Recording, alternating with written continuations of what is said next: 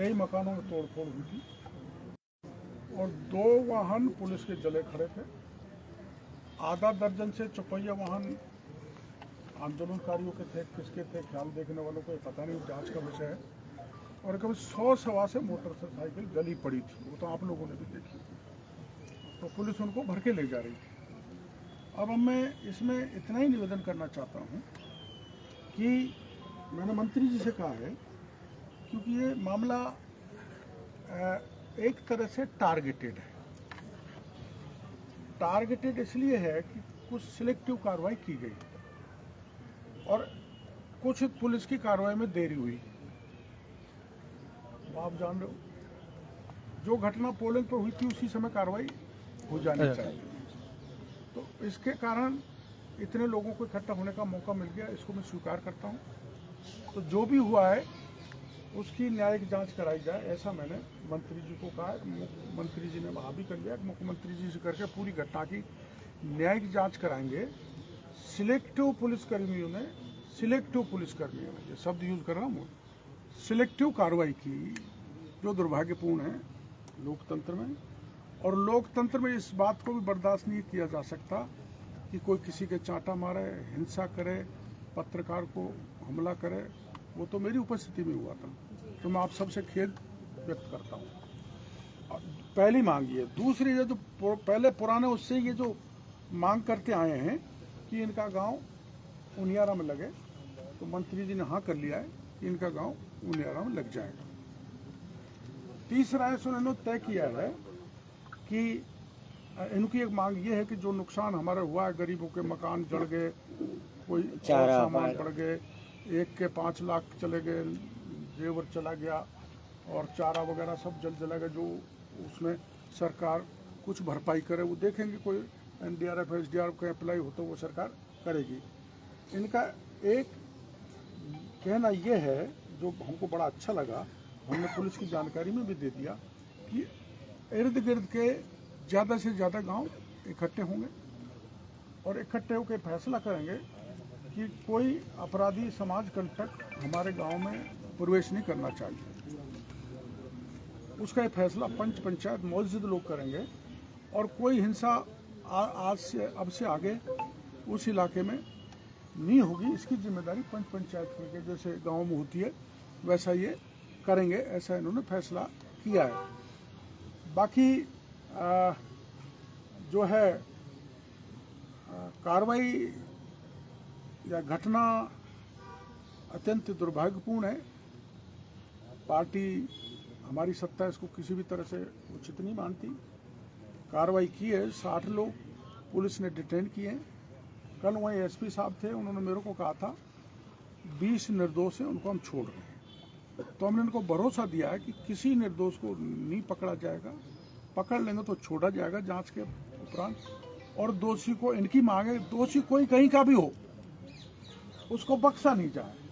ये कह रहे बाहर के लोग आ गए, कोई कोटा से, बूंदी से, झालावाड़ से, सवाईपुर से, जहाँ भी, ये जैसा इनका कहना है बाहरी लोग वहाँ आ गए और बाहरी लोगों ने उपद्रव किया या लोग किसी ने किया जो अपराधी है, उसको, इनकी भी मांग है, उनको बख्शा नहीं जाए, निर्दोषों को छोड़ा जाए।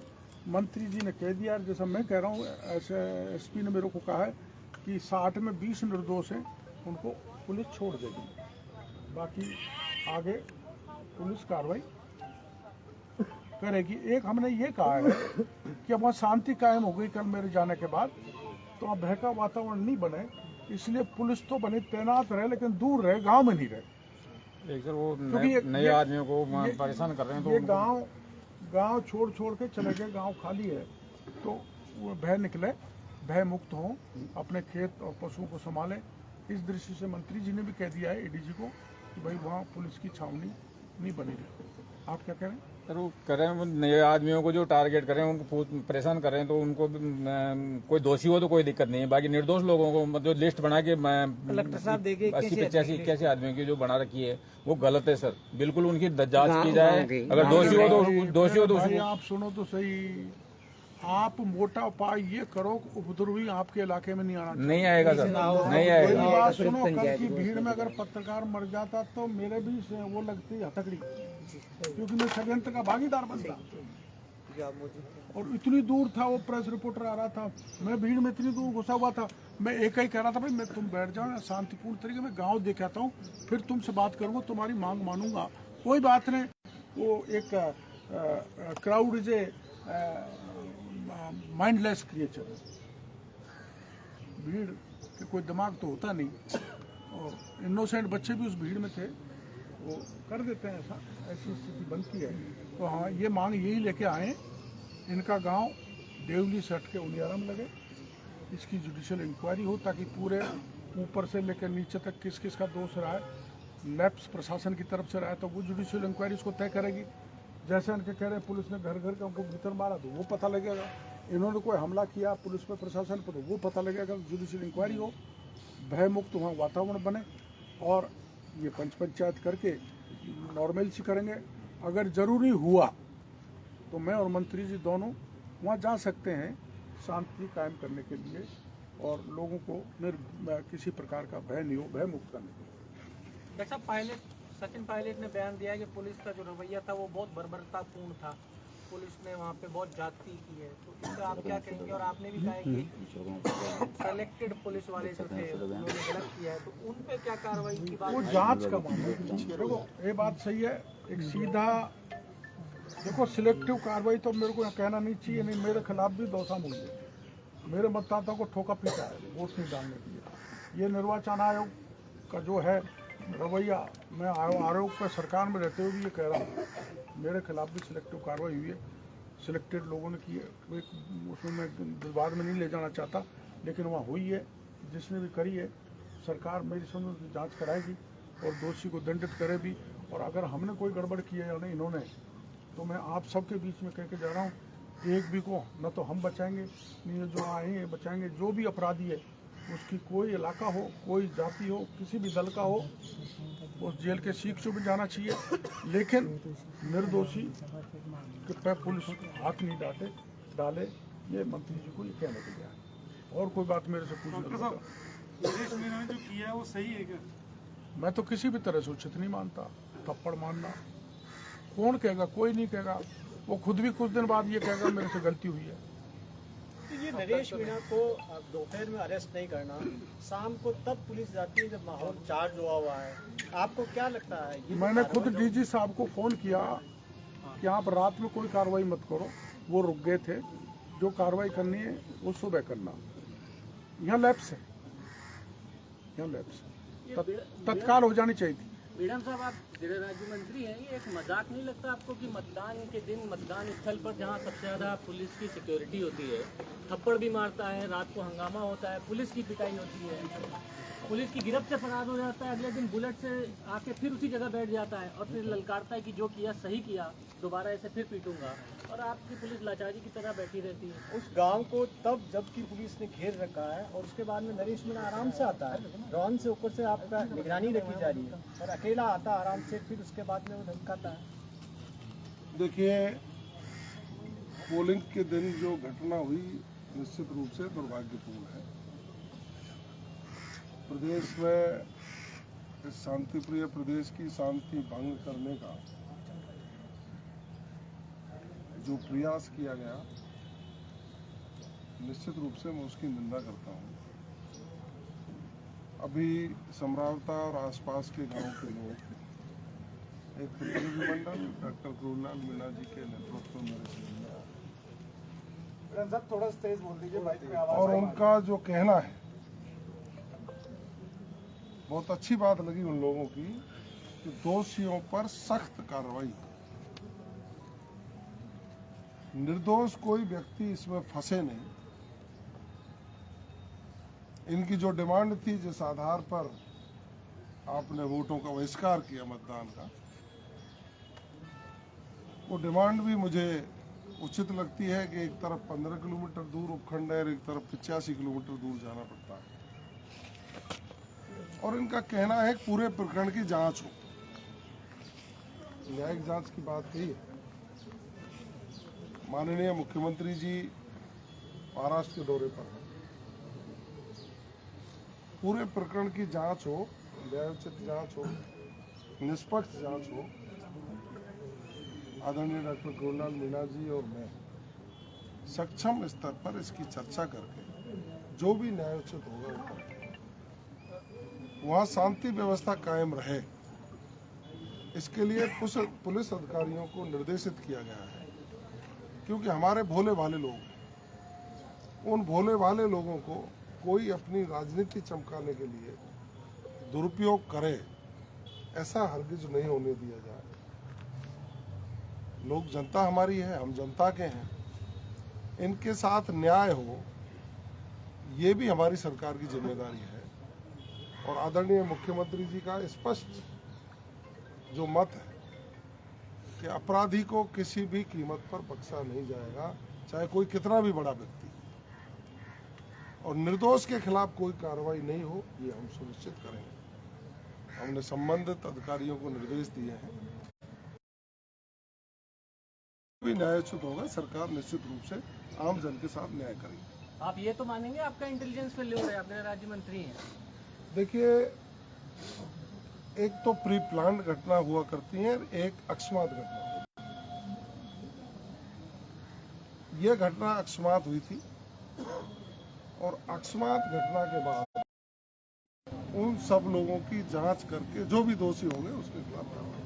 सर, वो 11 बजे सुबह थप्पड़ मारा जाता है, सोशल मीडिया पे वीडियोज आना शुरू होते हैं, उसके बाद वो भीड़ को बुलाने का काम करता है, भीड़ इकट्ठी होने का वहाँ काम हो रही होती है। सर, उस टाइम पे कार्रवाई क्यों नहीं की गई?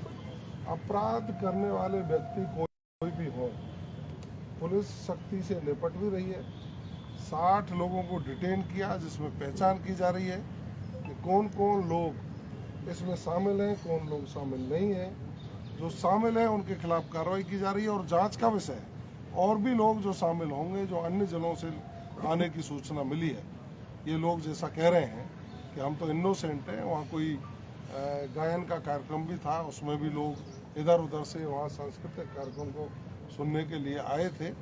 दो तरह की बात हो गई, एक तरफ तो कोई व्यक्ति आह्वान कर रहा था और एक तरफ 7 में ही लोग गाना सुनने के लिए जा रहे थे। इन सारी चीज़ों की जांच, कौन लोग आए उसके BTS उठा करके, बाहर के कौन लोग थे, उपद्रव करने वाले कौन लोग थे, ये विस्तृत जांच का विषय है। पुलिस पूरे प्रकरण की जांच करके जो भी दोषी होंगे उनके खिलाफ सख्त कार्रवाई होगी और निर्दोष और बेचारे लोगों के साथ कोई अन्याय नहीं होने दिया। मंत्री जी, अभी आपने कहा कि मंत्री जी तो शायद मोरल डिस्टर्ब हो जाता पुलिस वालों का, शायद मुझे बयान ही नहीं आया नेताओं का, शायद मुझे लगता है कि आपने मेरा बयान सुना नहीं।